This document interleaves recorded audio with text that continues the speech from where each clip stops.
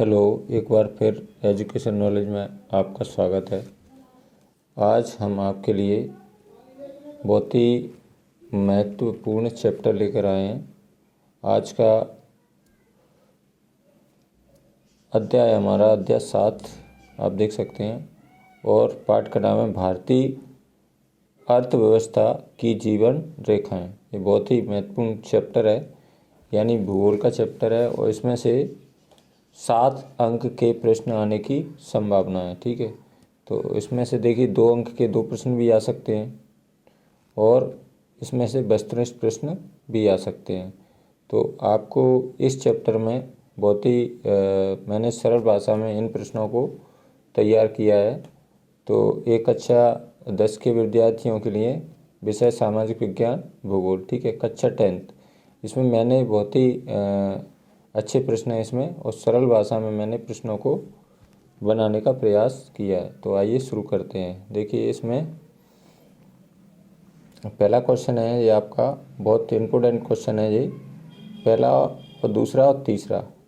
ठीक है, इनमें से आपके 2 नंबर का क्वेश्चन निश्चित आना ही आना है, समझ लो। ठीक है, तो इसमें क्या करना है आपको इनके प्रश्नों के उत्तर आपको नोट करना है अपनी कॉपी में। ठीक है, आपको पहले प्रश्न लिखना है, फिर उसका उत्तर लिखना है, इसमें लाइन नहीं छोड़ना है, फिर एक लाइन का गैप करना है, फिर प्रश्न लिखना है।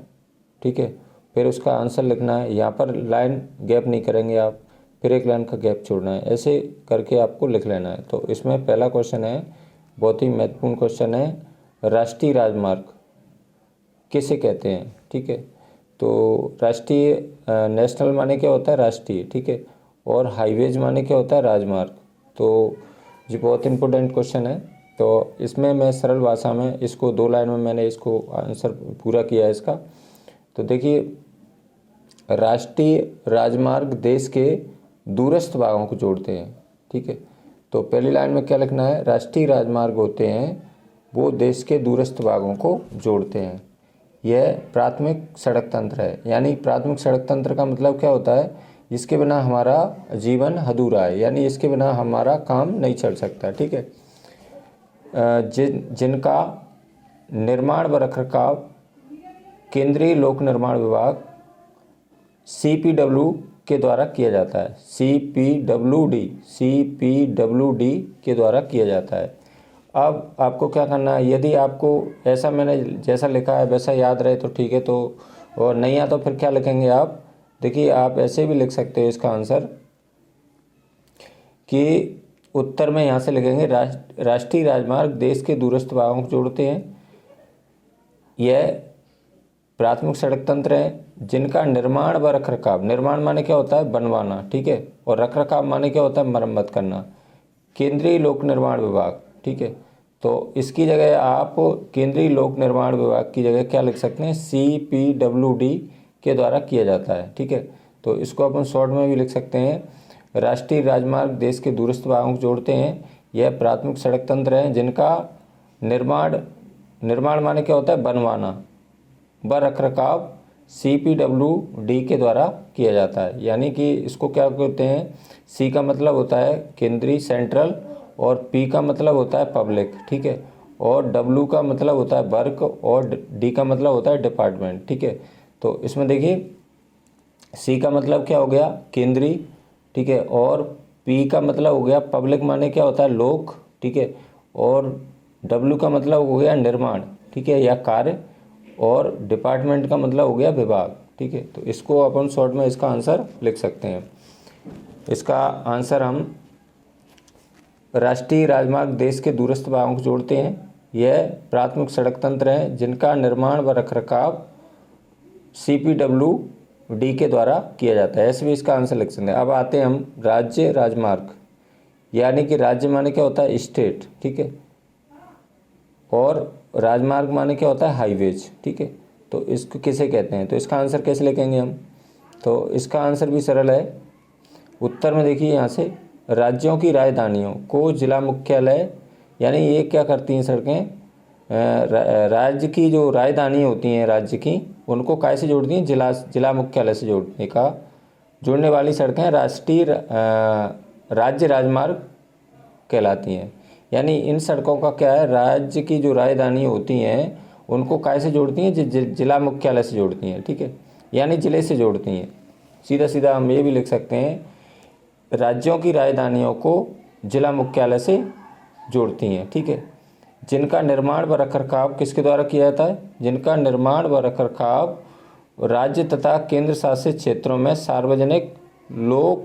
सार्वजनिक निर्माण विभाग, यानी कि इसको क्या बोलते हैं, पब्लिक, ठीक है, PWD के द्वारा किया जाता है। यानी P का मतलब क्या हो गया, पब्लिक, सार्वजनिक, और W का मतलब हो गया निर्माण, वर्क्स, और D का मतलब हो गया विभाग, या डिपार्टमेंट माने क्या होता है, विभाग।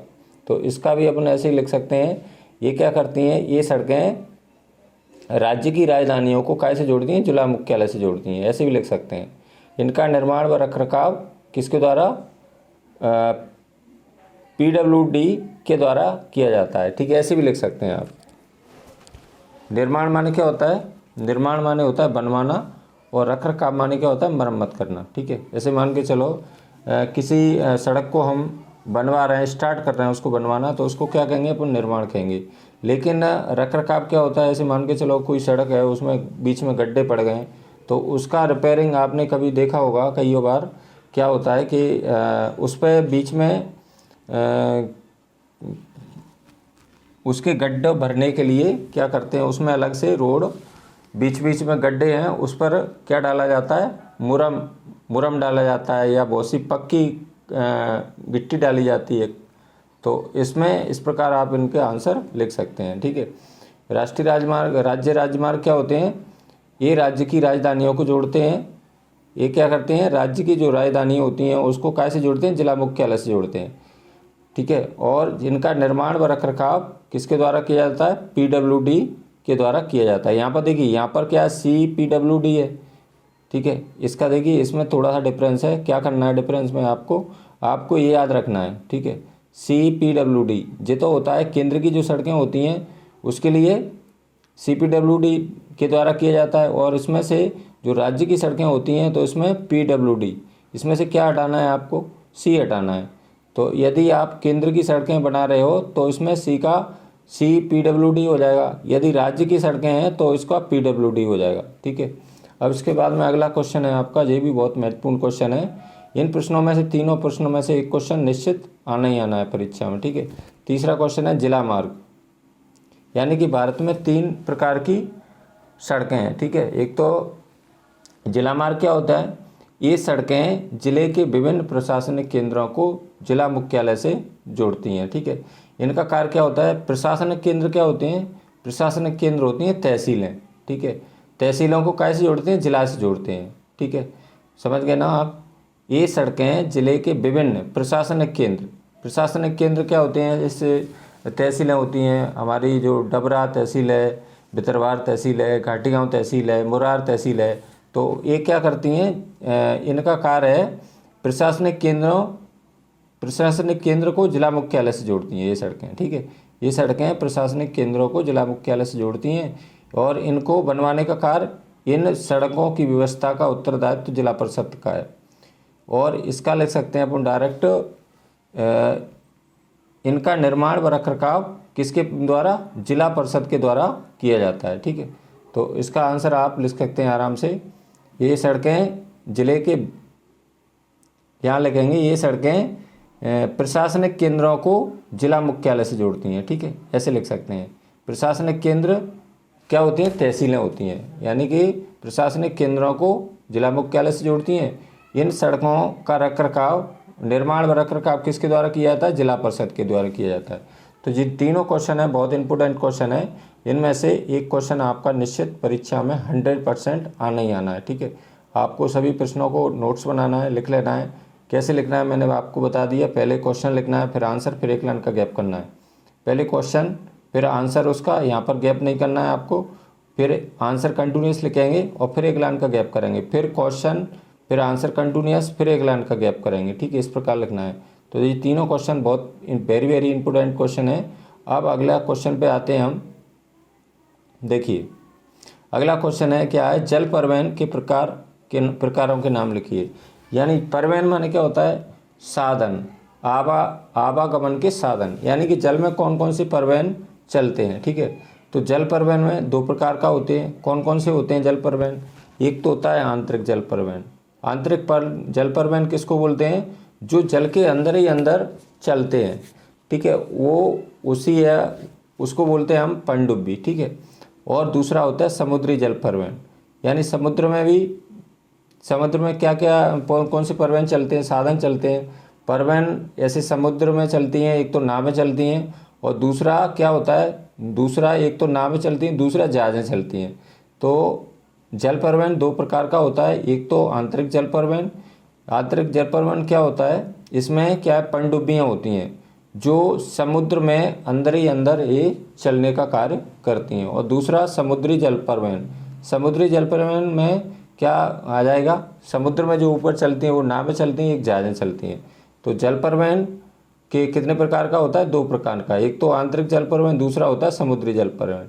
अब इसके बाद में अगला क्वेश्चन है, ये बहुत इंपॉर्टेंट क्वेश्चन है, सभी इसमें बहुत अच्छा पार्ट है जी। तो इसमें आपके 7 अंक के प्रश्न आने की संभावना है, यानी कि जो अंक विभाजन दिया है उसमें हमारे इसमें से 7 अंक के प्रश्न आना है। ठीक है, अगला क्वेश्चन है स्थल परिवहन के प्रकार लिखिए। तो इस स्थल परिवहन क्या होता है? स्थल माने क्या होता है? जमीन। स्थल परिवहन के प्रकार, स्थल परिवहन कितने प्रकार का होता है? 3 प्रकार का। कौन कौन से होते हैं 3 प्रकार? एक तो होता है आपका, आप जानते हैं, सड़क परिवहन पे क्या हमारे चलते हैं वाहन, ऐसे जीप है, वो और बस है, जिसके क्या है, सड़क परिवहन होती है। ठीक है, और इसके बाद में दूसरा होता है रेल परिवहन, यानी कि स्थल माने क्या होता है? ज़मीन, यानी कि एक तो सड़क काय पे बनती है, स्थल पे यानी ज़मीन पे बनती है सड़क परिवहन। ठीक है, और दूसरा होता है रेल परिवहन, आप रेल से कई बार आपने यात्रा की होगी। तो और तीसरा क्या है? पाइपलाइन परिवहन। अब पाइपलाइन परिवहन क्या होता है ये समझ में ना आना। ठीक है, तो इसका देखिए मैं बता दूं, ये ज़मीन के अंदर क्या है, इसको पाइपलाइन बिछाई जाती है, डाली जाती है। ठीक है, उसमें कईयों प्रकार की तेल एक स्थान से दूसरे, ऐसे मान के चलो, जो पाइपलाइन परिवहन डाल दी हमने, और यहाँ से हम क्या डालेंगे, यहाँ से इसमें कच्चा तेल डाला अपन ने, तो यहाँ तक ये निकल आएगा। ठीक है, या इसमें कोई पेट्रोल डीजल डाला तो इसमें ये निकल आएगा इधर। ठीक है, तो इससे क्या है कि ये अंदर पहले इसको डाला जाता है, इसके बाद में इससे परिवहन एक स्थान से दूसरे स्थान पर परिवहन के द्वारा गैस पहुंचाई जाती है, और पेट्रोल भी इसके द्वारा पहुंचा सकते हैं। इसमें क्या है, शुरू में लागत इसकी अधिक होती है पाइपलाइन परिवहन की, लेकिन बाद में इसमें एक बार बनने के बाद में इसमें बहुत ही इसमें कम पैसा खर्च होता है। ठीक है, तो स्थल परिवहन कितने प्रकार का होता है? 3 प्रकार का। एक तो होता है सड़क परिवहन, एक होता है रेल परिवहन, तीसरा होता है पाइपलाइन परिवहन। अब इसके बाद में अगला क्वेश्चन है, इसमें सभी क्वेश्चन बहुत अच्छे क्वेश्चन है। देखिए ये भी बहुत अच्छा क्वेश्चन है, यानी कि देश की पहली रेलगाड़ी कब और कहाँ से कितनी दूरी पर चलाई गई। ठीक है, तो यानी भारत में सबसे पहले रेल कब चली थी, उसका प्रारंभ कब हुआ था, और कितने किलोमीटर की दूरी सबसे पहले इसने तय की थी। तो देखिए भारतीय रेल परिवहन देश का सर्वाधिक बड़ा सार्वजनिक माने क्या होता है? सरकारी क्षेत्र का प्राधिकरण है, यानी इसमें कई लोग काम करते हैं। आपने देखा होगा इसमें कई प्रकार के कर्मचारी लगे रहते हैं। तो ये सर्वाधिक बड़ा यानी सबसे बड़ा, सार्वजनिक माने क्या होता है? सरकारी क्षेत्र का प्राधिकरण है। ठीक है, तो भारत में सबसे पहली रेलगाड़ी कब चली थी? देखिए मैं बता देता हूँ आपको, भारत में सबसे पहले रेलगाड़ी 1853 में चली थी। ठीक है, 16 अप्रैल, आपको ध्यान रखना है, 16 अप्रैल 1853। ठीक है, ये भी ध्यान रखना है, ये कभी कभी ये पूछ लेते हैं लेकिन इसको कम पूछते हैं। तो भारत में पहली रेलगाड़ी 16 अप्रैल 1853 में चली थी, और कहाँ चली थी? मुंबई और ठाणे के बीच चलाई गई थी। मध्य माने क्या होता है? बीच में। ठीक है, 1853 में चली थी, और कब चली थी? 16 अप्रैल 1853 में मुंबई और ठाणे के मध्य चलाई गई थी, जिसने सबसे पहले 34 किलोमीटर की दूरी तय की थी। ठीक है, या तय करती थी, यानी सबसे पहले जिसको चलाया गया था तो उसने कितने किलोमीटर की दूरी तय की थी? 34 किलोमीटर की। ठीक है, तो आप लिख सकते हैं देश में यानी भारत में पहली रेलगाड़ी 1853 में चलाई गई थी और मुंबई और थाने के मध्य इसको चलाया गया था और इसने सबसे पहले 34 किलोमीटर की दूरी तय की थी। ठीक है, तो ये भी क्वेश्चन अच्छा है, सभी क्वेश्चन अच्छे हैं इसमें। अब देखिए आगे देखना है आपका, देखिए वही क्वेश्चन आ गया, पाइपलाइन परिवहन से किन वस्तुओं का परिवहन किया जाता है। परिवहन माने क्या होता है, आवागमन के साधन होते हैं। तो पाइपलाइन क्या है, ज़मीन में अंदर खोद के पाइप को डाला जाता है इसमें, उसके बाद में इसका पाइपलाइन परिवहन किया जाता है। ठीक है, इसमें पाइप डाल देते हैं, पाइप के द्वारा कौन कौन सी वस्तुओं को परिवहन हम करते हैं। तो देखिए उत्तर देखिए, पाइपलाइन परिवहन से कच्चा तेल, यानी सबसे कच्चा तेल, पेट्रोल उत्पाद तथा तेल से प्राप्त प्राकृतिक गैस। ठीक है, तो इनमें 3 चीज़ें का परिवहन किया जाता है। तो किस किस का परिवहन होता है पाइपलाइन परिवहन से, एक तो तेल, कच्चा तेल का, दूसरा होता है पेट्रोल का और तीसरा होता है प्राकृतिक गैस का। तो इनका परिवहन इस पाइपलाइन परिवहन के द्वारा किया जाता है। बहुत अच्छा क्वेश्चन है। पाइपलाइन परिवहन क्या होती है, जो पाइप नीचे अंदर ज़मीन में डाल के और इसमें पाइप बिछा देते हैं और इसके बाद में इससे परिवहन कच्चे तेल का, पेट्रोल का और इसके बाद में प्राकृतिक गैस का परिवहन इसके द्वारा किया जाता है। अब देखिए ये भी अच्छा क्वेश्चन है, सभी क्वेश्चन अच्छे हैं। भारत में किन किन वस्तुओं का आयात मुख्य रूप से होता है। आयात माने क्या होता है, हम जब हमें कोई वस्तु की आवश्यकता होती है तो हमारे देश में नहीं मिलती तो क्या करते हैं हम, कई वस्तुओं को हम अन्य देशों से मंगाते हैं। ठीक है, तो उसको कहते हैं हम आयात, यानी दूसरे देशों से वस्तुओं को मंगाना क्या कहलाता है, आयात कहलाता है। और अपने देश से किसी अन्य देशों को वस्तुओं भेजना क्या कहलाता है, निर्यात कहलाता है। तो भारत किन किन वस्तुओं का क्या करता है, आयात। आयात माने क्या होता है, मंगाना।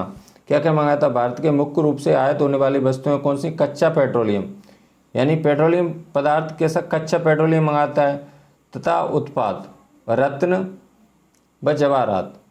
ठीक है, आधार धातुएं, मशीनें, कृषि व अन्य उत्पाद शामिल हैं। यानी बहुत सारी चीज़ें भारत मंगाता भी है और बहुत सारी निर्यात भी करता है।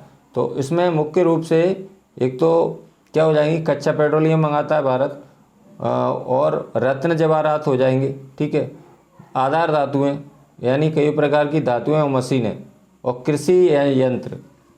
ठीक है जी, इनका तो क्या करते हैं, भारत मंगाता है, आयात करता है। ठीक है, क्या करता है, कच्चा पेट्रोलियम, रत्न जवाहरात, आधार धातुएं, मशीनें और कृषि। ठीक है, अब निर्यात किसका करता है, देखिए नीचे क्वेश्चन है आपका, भारत में निर्यात की जाने वाली वस्तुओं के नाम लिखिए। तो कौन कौन सी वस्तुओं को हम क्या करते हैं, दूसरे देशों को भेजते हैं, निर्यात किया जाता है। निर्यात का क्या करना, निर्यात करना मतलब होता है भारत से दूसरे देशों की वस्तुओं को भेजना। ठीक है, अब देखिए भारत से निर्यात होने वाली प्रमुख वस्तुएं कौन सी, रत्न जवाहरात। तो ये आप देख सकते हैं यहाँ भी रत्न जवाहरात है, तो ये कॉमन हो जाएगा। ठीक है, रत्न जवाहरात निर्यात भी करता है और आयात भी करता है। और इसमें क्या आ जाएगा, रसायन एवं उत्पाद एवं संबंधित उत्पाद, तथा कृषि एवं संबंधित उत्पाद। और कृषि यंत्र इसमें भी कॉमन है, इसमें भी कॉमन है। तो देखिए इसमें क्या, कृषि रत्न जवाहरात निर्यात आयात दोनों करता है। ठीक है, और इसमें कृषि यंत्र मंगाता भी है और बेचता भी है। ठीक है, क्या कॉमन है इसमें, क्या क्या, देखिए इसमें निर्यात होने वाली वस्तुएं क्या हैं, एक तो रत्न जवाहरात, एक रसायन एवं संबंधित उत्पाद और कृषि एवं संबंधित उत्पाद। ठीक है, तो इनको क्या करता है, भारत निर्यात करता है। निर्यात माने अन्य देशों को भेजता है। ठीक है, अब इसके बाद में देखिए ये बहुत अच्छे क्वेश्चन है इसमें सभी।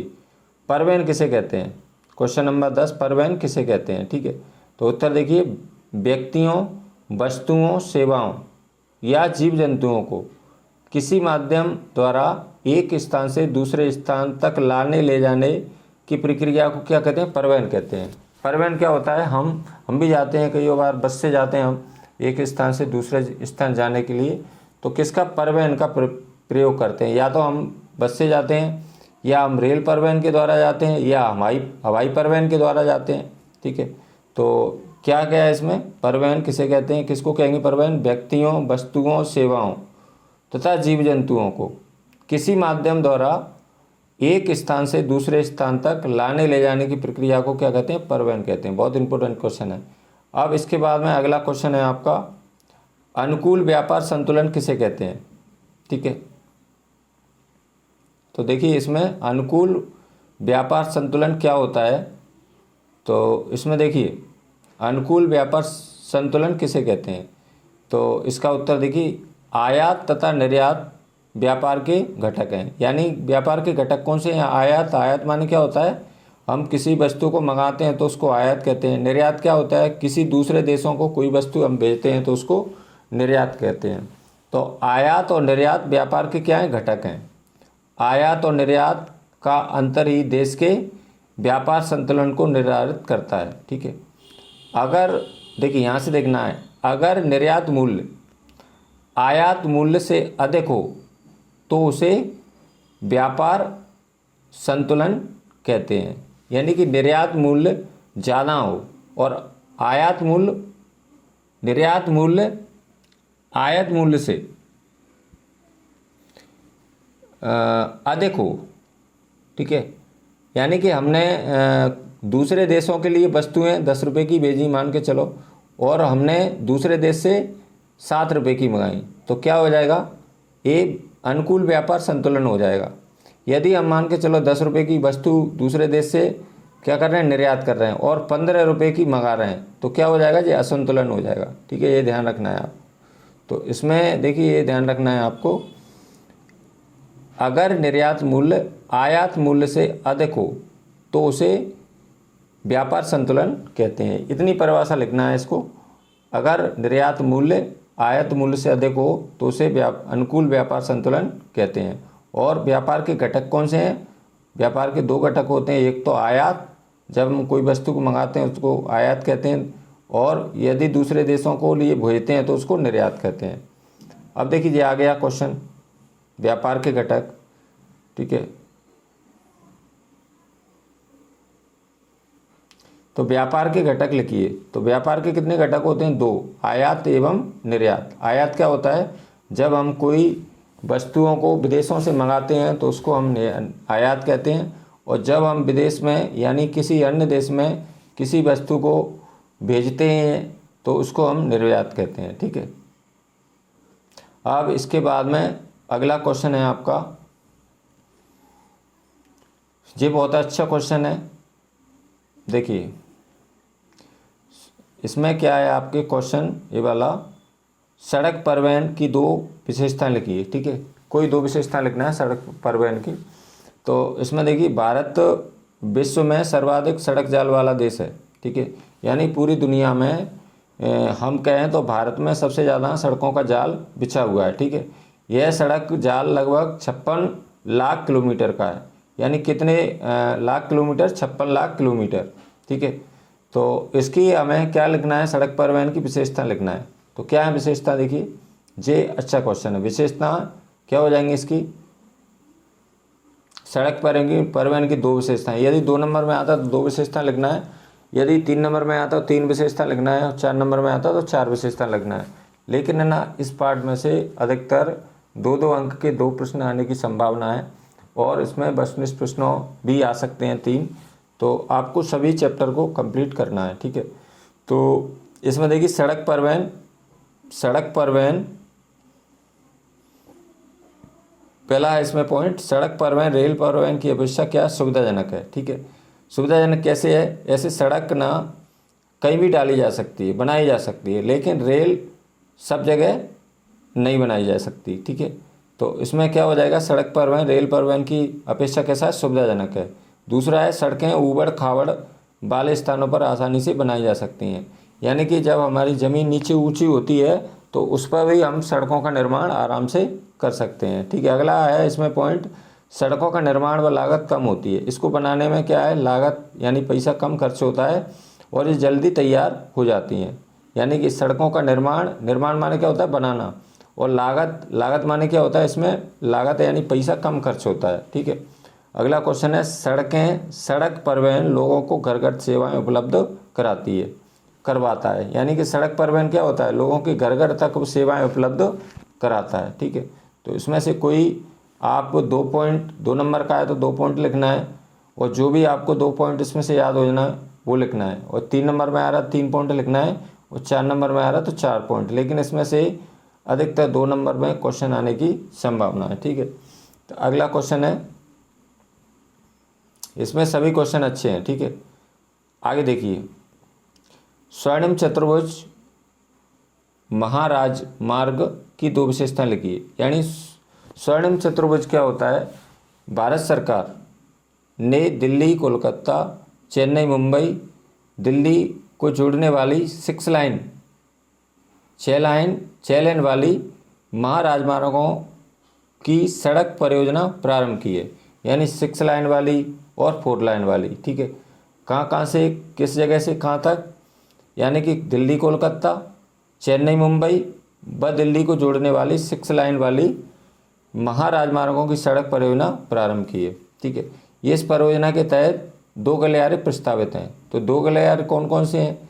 देखिए 2 गलियारे हमारे, मैं बता दूं आपको 2 गलियारे कौन से हैं। यानी कि प्रथम उत्तर से दक्षिण, ठीक है। उत्तर से दक्षिण क्या हो जाएगा? यानी जम्मू कश्मीर से कन्याकुमारी तक, यानी कर्नाटक तक, तमिलनाडु तक, ठीक है। इसमें सड़कें डाली गई हैं, जाल बिछाया गया है। यानी उत्तर से जम्मू कश्मीर, उत्तर दक्षिण गलियारा जो श्रीनगर से कहाँ तक है? कन्याकुमारी, श्रीनगर को कन्याकुमारी से जोड़ता है, ठीक है। दूसरा है द्वितीय गलियारा है पूर्व से पश्चिम गलियारा जो सिलचर कहाँ पर है? असम में। आप देख सकते हैं असम लिखा हुआ है। सिलचर तथा पोरबंदर गुजरात को जोड़ता है। यानी पूर्व जो कहाँ तक डला है? पोरबंदर, यानी गुजरात में पोरबंदर है, को जोड़ता है। तो पहला जो उत्तर से दक्षिण गलियारा है तो वो श्रीनगर से कन्याकुमारी को जोड़ता है, और पूर्व से पश्चिम गलियारा है जो असम, यानी असम क्या है? सिलचर असम को तथा पोरबंदर को जोड़ता है। पोरबंदर गुजरात कहाँ पर है जी? पश्चिम में है जी। और जे असम कहाँ पर है? पूर्व में, ठीक है। और जे जम्मू कश्मीर कहाँ पर है? उत्तर में, आप देख सकते हैं। और कन्याकुमारी कहाँ पर है? दक्षिण में।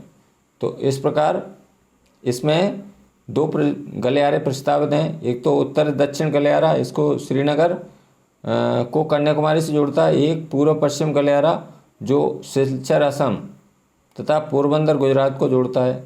इस महामार्ग का प्रमुख उद्देश्य भारत के मेगा सिटी के मध्य की दूरी क्या करना? मध्य की दूरी व परिवहन समय को न्यूनतम करना। न्यूनतम माने क्या होता है? कम करना। यह राजमार्ग परियोजना भारत के राष्ट्रीय राजमार्ग प्राधिकरण NHAI के अधिकार क्षेत्र में है, ठीक है। तो इसमें इसकी 2 विशेषताएं आपको लिख सकते हैं। तो इसमें प्रथम उत्तर दक्षिण गलियारा जो श्रीनगर को कन्याकुमारी से जोड़ता है, और पूर्व पश्चिम गलियारा जो सिलचर कहाँ पर है? असम में, को पोरबंदर गुजरात से जोड़ता है। अब इसके बाद में अगला क्वेश्चन ये भी अच्छा है, सभी क्वेश्चन अच्छे हैं इसमें। रेल परिवहन की 2 विशेषताएं लिखिए। रेल परिवहन की 2 विशेषताएं निम्न है।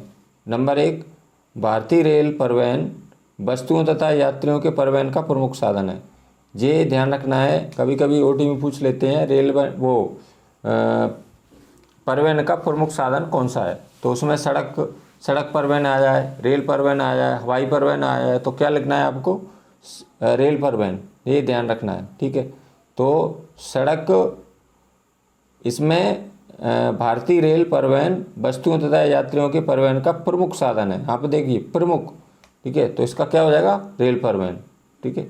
तो भारतीय रेल परिवहन वस्तुओं तथा यात्रियों के परिवहन का प्रमुख साधन है। और दूसरा है भारतीय रेल परिवहन देश की अर्थव्यवस्था, उद्योगों व कृषि के तीव्र गति के विकास के लिए उत्तरदायी है, ठीक है। अगला क्वेश्चन है इसमें, अगला क्वेश्चन है कांडला पत्तन की 2 विशेषताएं लिखिए। कांडला पत्तन की 2 विशेषताएं निम्न है। पत्तन क्या होते हैं?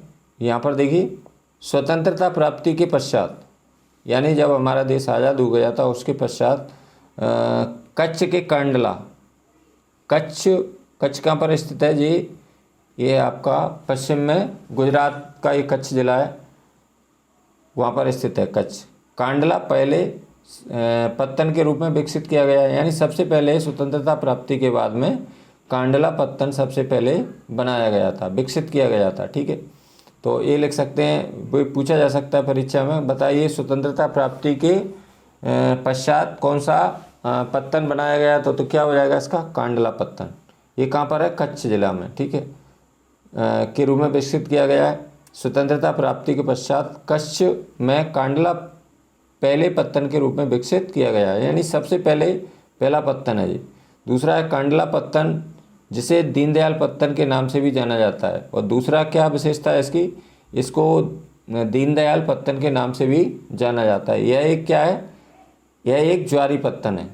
तो इसकी दो विशेषताएं आप लिख सकते हैं कांडला पत्तन की।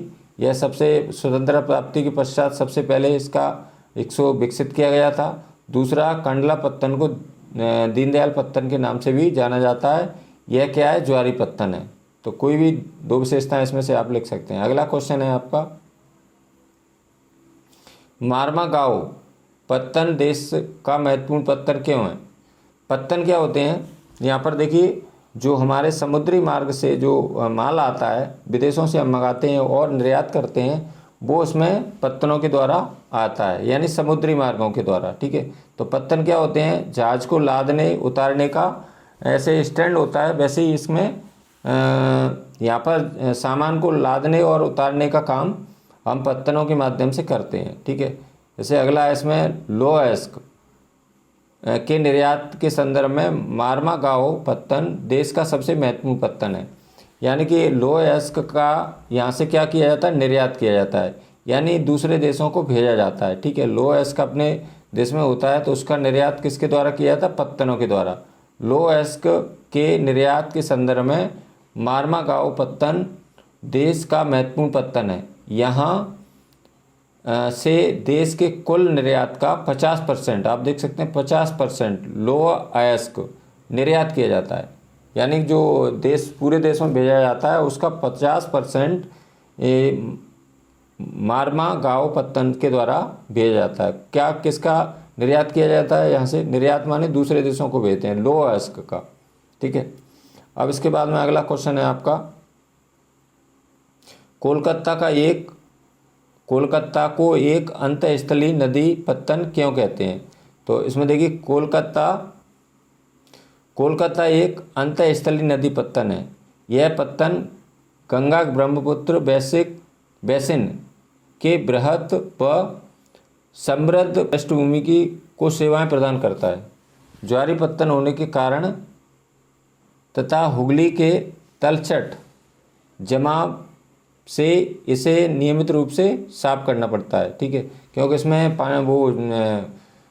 मलबा जमा हो जाता है तो उसको नियमित रूप से क्या, साफ सफाई इसकी करना पड़ती है। ज्वारी पत्तन होने के कारण हुगली तथा तलछट जमाव, ठीक है, हुगली नदी है यहाँ पर, उससे क्या है कि बहुत सा मलबा ऊपर से इकट्ठा हो जाता है तो इसको नियमित रूप से क्या करना पड़ता है, साफ करना पड़ता है। और ये कहाँ पर स्थित है, कोलकाता में। ठीक है, अगला क्वेश्चन है आपका, डिजिटल भारत कार्यक्रम क्या है। तो इसमें देखिए उत्तर यहाँ से इसका, डिजिटल भारत एक ज्ञान आधारित परिवर्तन के लिए भारत को तैयार करने के लिए एक विशाल कार्यक्रम है। इतना आप लिख सकते हैं, लेकिन इसका आंसर थोड़ा सा आगे और लिखना है, लेकिन यहाँ यदि आप भूल रहे हैं तो फिर इतना लिख सकते हैं। ठीक है, डिजिटल भारत एक ज्ञान आधारित परिवर्तन के लिए भारत को तैयार करने के लिए एक विशाल कार्यक्रम है। डिजिटल भारत कार्यक्रम का मुख्य उद्देश्य आईटी, भारतीय प्रतिभा, आईटी, सूचना प्रौद्योगिकी बराबर कल का भारत में होने वाले परिवर्तनों को समझना और तकनीक को केंद्र में रखकर बदलाव लाना है। ठीक है, तो ये भी अच्छा क्वेश्चन है। अब इसके बाद में अगला क्वेश्चन है आपका, जनसंचार में कौन से संचार के साधन सम्मिलित हैं। जनसंचार माने क्या होता है, जन माने क्या होता है, लोग। ठीक है, तो संचार माने क्या होता है, खबरें मिलना। यानी जनसंचार मानव को मनोरंजन के साथ बहुत सी राष्ट्रीय कार्यक्रमों व नीतियों के विषय में जागरूक करता है। ठीक है, जनसंचार क्या होता है? संचार के माध्यम से हमें बहुत सारे मनोरंजन होते हैं और राष्ट्रीय कार्यक्रम के बारे में, हमें नीतियाँ बनाने के बारे में हमें क्या करता है? जागरूक करता है, यानी सतर्क करता है। इसमें कौन कौन से संचार के साधन हैं हमारे, जिससे हमें खबरें मिलती हैं? यानी रेडियो है, दूरदर्शन है, टीवी है, समाचार पत्र हैं, पत्रिकाएँ, किताबें हैं तथा चलचित्र सम्मिलित हैं। इनसे हमें क्या मिलता है? यानी कि जिससे हमें खबरें प्राप्त होती हैं वो हमारे जन माने क्या होता है? लोग। ठीक है, जनसंचार, संचार माने क्या होता है? जिससे हमें खबरें प्राप्त होती हैं, यानी लोगों का ये मनोरंजन भी करता है। और कई प्रकार के हमें रेडियो है, दूरदर्शन है, समाचार पत्र हैं, पत्रिकाएँ हैं, किताबें हैं, इनसे हमें ज्ञान मिलता है। ठीक है, और इससे हमें खबरें प्राप्त होती हैं। ये मनोरंजन के साधन, मनोरंजन भी उपलब्ध कराता है। संचार मानव को मनोरंजन के साथ साथ बहुत से राष्ट्रीय कार्यक्रम और नीतियों के विषय में क्या करता है? जागरूक करता रहता है। ठीक है, इसमें कौन कौन से साधन हैं? रेडियो है, दूरदर्शन है यानी टीवी है, समाचार पत्र हैं यानी अखबार पढ़ते हैं हम लोग, पत्रिकाएँ पढ़ते हैं, किताबें हैं, चलचित्र सम्मिलित हैं। ठीक है, अब इसके बाद में नेक्स्ट क्वेश्चन है आपका अगला। देखिए, संचार के साधन के रूप में दूरदर्शन की दो विशेषताएं लिखी है। यानी संचार के जो जिससे हमें खबरें मिलती हैं, तो दूरदर्शन की दो विशेषताएं आपको बताना है। यानी टीवी यानी दूरदर्शन होता है, उसको हमें दो विशेषताएं बताना है। तो दूरदर्शन देश का राष्ट्रीय समाचार व संदेश माध्यम है तथा विश्व के समाचार संचार तंत्र में से एक है। यानी इससे हमें क्या मिलती हैं? दूरदर्शन से हमें राष्ट्रीय माने देश के समाचार पत्र और संदेश मिलते हैं, और हमारे विश्व के जो संचार तंत्र हैं उससे हमें जोड़ता है। ठीक है, उससे हमें यानी कि अपने देश के बारे में खबरें मिलती हैं, और विदेश में जो क्या हो रहा है हमारे देश में और विदेश में क्या घटना घटित हो रही हैं उनके बारे में हमें इससे दूरदर्शन संदेश वगैरह प्राप्त होते हैं। दूसरा है, यह विभिन्न आयु वर्ग के व्यक्तियों हेतु मनोरंजन, ज्ञानवर्धक व खेल जगत संबंधी कार्यक्रम प्रसारित करता है। यानी संचार के माध्यम से क्या होते हैं? हमारे कई प्रकार के मनोरंजन होता है, ज्ञानवर्धक चीज़ें मिलती हैं, खेल के बारे से, क्रिकेट है मान के चलो, कोई दूसरे देश में खेल हो रहा है तो किसके माध्यम से? हम संचार के माध्यम से यानी दूरदर्शन के माध्यम से उसको हम अपने घर पर ही, अपने घर में बैठ के आराम से टेलीविज़न यानी टीवी पर देख सकते हैं। ठीक है, प्रसारित करता है। ठीक है, ऐसे मान के चलो अभी वर्तमान में जो वर्ल्ड कप हो रहा है वो हमारे देश में हो रहा है, लेकिन ना हमारे उसको टीवी पे प्रसारित करके हम अपने घर पर आराम से मनोरंजन के रूप में उसको देख सकते हैं। अगला क्वेश्चन है इसमें आपका, ये भी अच्छा क्वेश्चन है, सभी अच्छे क्वेश्चन है, इसमें बहुत अच्छा पार्ट है ये। यदि आपको ठीक से अच्छे से पढ़ेंगे इसको तो बहुत ही मज़ा आएगा पढ़ने में। अगला क्वेश्चन है, देश की कोई दो तेल शोधक शालाओं के नाम लिखिए। यानी तेल हमारे देश में कहाँ कहाँ से निकाला जाता है, तो उनके शालाओं के तेल शोधक शाला के हमें नाम लिखना है। ठीक है, तो देश की दो तेल शोधक शाला के नाम निम्न है। नंबर 1 डेगोई। डेगोई क्या है जी? कहाँ पर है डेगोई? असम में। गुवाहाटी तेल शोधक असम में। ये दोनों गुवाहाटी और डेगोई कहाँ पर है जी? असम में। ठीक है, बरौनी तेल शोधक, ये बरौनी कहाँ पर है जी? बिहार में, आप देख सकते हैं। फिर मथुरा तेल शोधक, ये कहाँ पर है? मथुरा उत्तर प्रदेश में। मुंबई तेल शोधक, ये कहाँ पर है? महाराष्ट्र में। तो ये क्या है? यहाँ से क्या है, हमारा जो खनिज तेल है वो निकाला जाता है। खनिज तेल क्या होता है? जो ज़मीन से हमें प्राप्त होता है। ठीक है, तो इसमें डेगोई कहाँ पर है? डेगोई गुवाहाटी, ये कहाँ पर है? असम में। बरौनी, देखिए बरौनी कहाँ पर है ये ध्यान रखना है। डेगोई गुवाहाटी ये असम में है। ठीक है, बरौनी तेल शोधक ये बिहार में है। मथुरा तेल शोधक ये उत्तर प्रदेश में, और मुंबई तेल शोधक ये महाराष्ट्र में। ये सभी ध्यान रखना है आपको। यानी डेगोई गुवाहाटी कहाँ पर है? असम में। बरौनी कहाँ पर है? बिहार में। मथुरा कहाँ पर है? उत्तर प्रदेश में। और मुंबई कहाँ पर है? महाराष्ट्र में। अब इसके बाद में अगला भी क्वेश्चन बहुत अच्छा है जी। ठीक है, इसके बारे में भी इसमें से पूछा जा सकता है। तो इसमें देखिए, ये एक अटल टनल लंबी सुरंग है। सुरंग क्या होती है? पहाड़ों के अंदर इसको खोदकर बनाते हैं अंदर ही।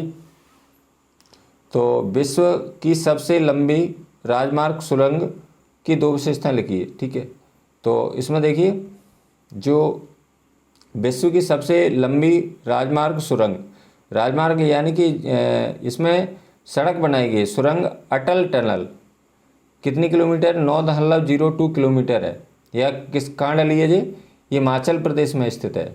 आप देख सकते हैं किस प्रदेश में है, हिमाचल में। यह सीमा सड़क संगठन द्वारा बनाई गई। किसके द्वारा बनाई गई थी, ये कहाँ पर है, हिमाचल प्रदेश में है। और किसके द्वारा बनाई गई, सीमा सड़क संगठन के द्वारा बनाई गई है। और ये क्या है, इसकी दूरी क्या है, 9.02 किलोमीटर। और इसका नाम क्या है, अटल टनल, ठीक है। और ये विश्व की सबसे लंबी राजमार्ग सुरंग है, ठीक है।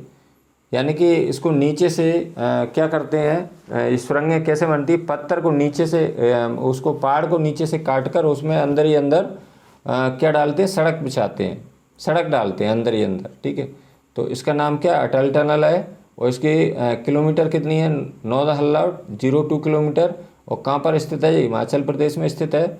और यह किसके द्वारा बनाई गई, सीमा सड़क संगठन के द्वारा इसको बनाया गया है। इसकी दो विशेषताएं क्या हैं, देखिए, पहले यह घाटी भारी बर्फबारी के कारण 6 महीने तक अलग थलग रहती थी। यानी कि यहाँ पर क्या बर्फ़ बहुत बरसती है हिमाचल प्रदेश में, तो क्या होता था 6 महीने तक ये अलग थलग रहती थी, यानी इससे कोई संपर्क हमारा नहीं हो पाता था 6 महीने तक।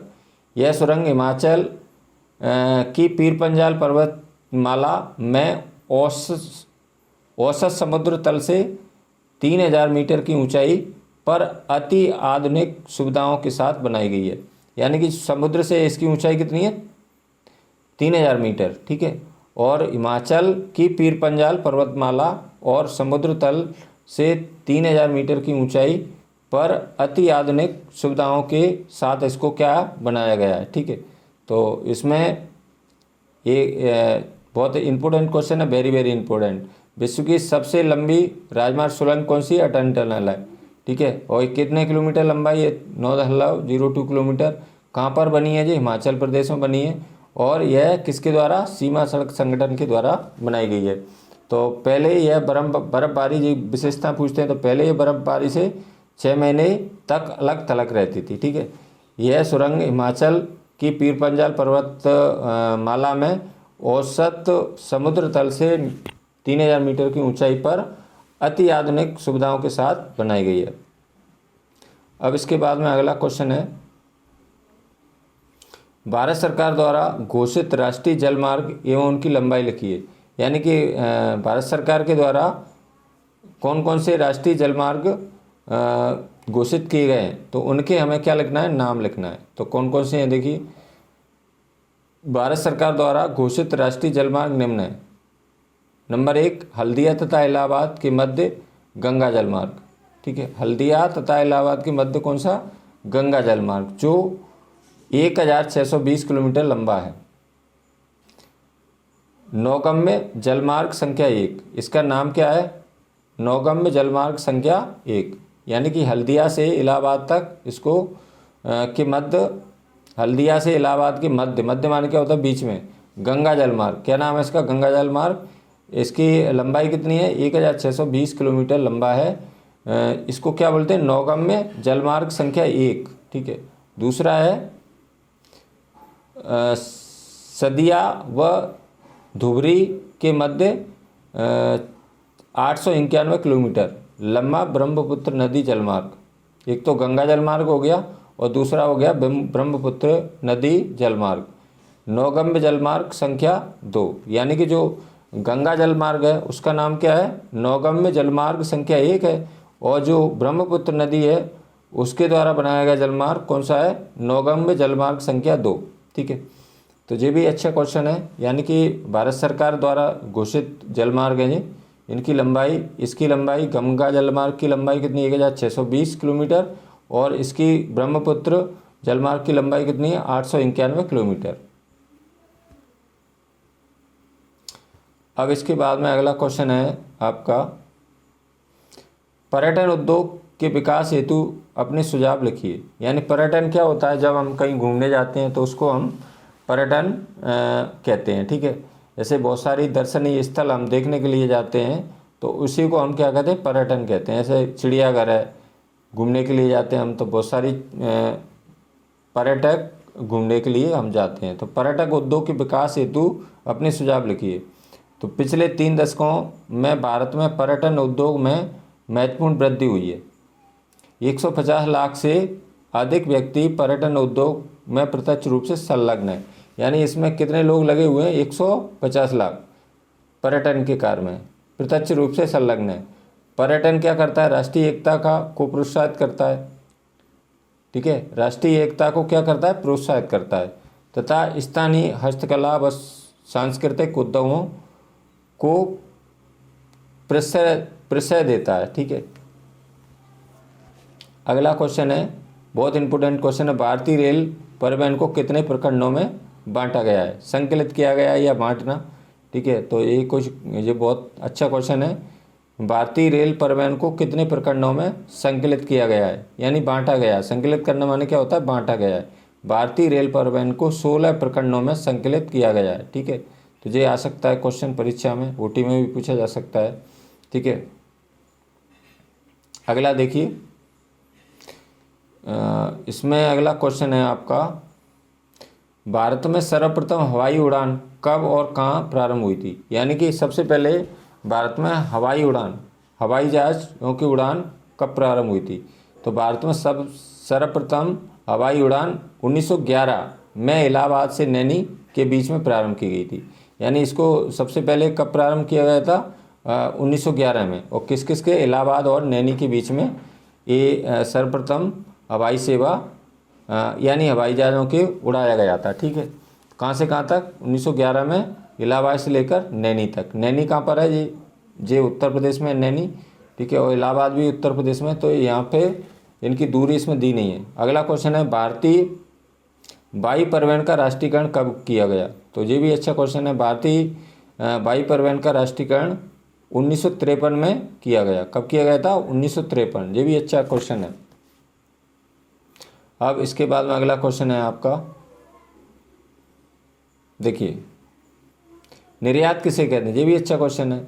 जब अपने देश से वस्तुओं को, यानी कि जब अपने देश से वस्तुओं को किसी दूसरे देश में भेजा जाता है तो उसे निर्यात कहा जाता है। यानी कि अपने देश की वस्तुओं को किसी अन्य देश के लिए भेजा जाता है तो उसे क्या कहते हैं? निर्यात कहा जाता है। ठीक है, अगला क्वेश्चन है, आयात किसे कहते हैं? जब किसी अन्य देश से वस्तुओं को अपने देश में मंगाया जाता है तो उसे आयात कहते हैं। ठीक है, ये दोनों क्वेश्चन, आयात और निर्यात। जब हम किसी वस्तुओं को क्या करते हैं? निर्यात, यानी अपने देश से किसी वस्तुओं को दूसरे देश में भेजते हैं तब उसको क्या कहते हैं? निर्यात कहते हैं। और जब हम दूसरे देश से किसी अन्य देश से वस्तुओं को हम अपने देश में मंगाते हैं तो उसको हम क्या कहते हैं? आयात। ठीक है, यानी कि निर्यात माने क्या होता है? निर्यात माने होता है भेजना और आयात माने होता है मंगाना। ठीक है, अब इसके बाद में अगला क्वेश्चन है, वायु परिवहन के प्रकार लिखिए। यानी वायु परिवहन कितने प्रकार का होता है? तो वायु परिवहन 2 प्रकार का होता है। एक तो होता है घरेलू विमान परिवहन, घरेलू विमान सेवा। घरेलू विमान सेवा क्या होती है? जो अपने देश में ही उड़ान भर सकता है केवल। और दूसरा होता है अंतर्राष्ट्रीय विमान सेवा। अंतर्राष्ट्रीय विमान सेवा का मतलब होता है अपने देश से किसी अन्य देश में उड़ान भर सकता है। ठीक है, तो घरेलू विमान सेवा क्या होती है? अपने देश में ही, जैसे हम अपने देश में भारत में रह रहे हैं तो हम दिल्ली से मुंबई, इसके ये घरेलू सेवा हो जाएगी। और यदि हम अमेरिका जाना चाहते हैं या अपने देश से कहीं बाहर जाना चाहते हैं तो किस सेवा से जाएंगे? अंतर्राष्ट्रीय विमान सेवा से जाएंगे। अब अगला क्वेश्चन है इसका, व्यापारी किसे कहते हैं? व्यापारी किसे कहते हैं? तो व्यापारी जो व्यक्ति उत्पाद को परिवहन द्वारा, उत्पाद क्या होता है? जैसे मान के चलो किसान ने गन्ना का उत्पादन कर लिया या किसी वस्तु का गेहूँ उपजा लिए, परिवहन द्वारा, परिवहन माने क्या होता है? आवागमन के साधन द्वारा उपभोक्ताओं तक पहुंचाना। उपभोक्ता क्या होता है? जो वस्तुओं का उपयोग करता है वो उपभोक्ता होता है, तक पहुंचाते हैं, उन्हें क्या कहते हैं? व्यापारी कहा जाता है। ठीक है, तो इसमें देखिए, जो व्यक्ति उत्पाद को परिवहन द्वारा, किसके द्वारा? परिवहन द्वारा उपभोक्ता क्या होते हैं? हम सभी उपभोक्ता हैं, किसी न किसी वस्तु का हम रोजाना उपयोग करते हैं तो हम सभी क्या हो गए? उपभोक्ता। तक पहुंचाने उन्हें व्यापारी कहा जाता है। यानी कि कोई भी वस्तुओं को उत्पादन करने के बाद में परिवहन के द्वारा किसी उपभोक्ताओं तक पहुंचाने की प्रक्रिया को क्या कहते हैं, व्यापारी कहते हैं। ठीक है, तो ये थे आपके क्वेश्चन अध्याय 7 के। ये भूगोल का बहुत ही इंटरेस्टिंग चैप्टर था और मुझे आशा है कि यह वीडियो आपको ज़रूर पसंद आएगी। यदि आपको यह वीडियो अच्छी लगी तो लाइक करें, अपने मित्रों के साथ शेयर करें और यदि आप मेरे चैनल को पहली बार देख रहे हैं तो प्लीज़ चैनल को सब्सक्राइब जरूर करें। और भी मेरी सामाजिक विज्ञान की विषय की वीडियो मेरे चैनल पर उपलब्ध हैं, वहाँ पर जाकर आप सीधे वीडियो को देख सकते हैं। और आगे भी मैं कक्षा 9वीं और कक्षा 10वीं के विद्यार्थियों के लिए सोशल साइंस की वीडियो आगे भी लाता रहूँगा। तब तक के लिए धन्यवाद सभी को, मेरा नमस्कार, थैंक यू।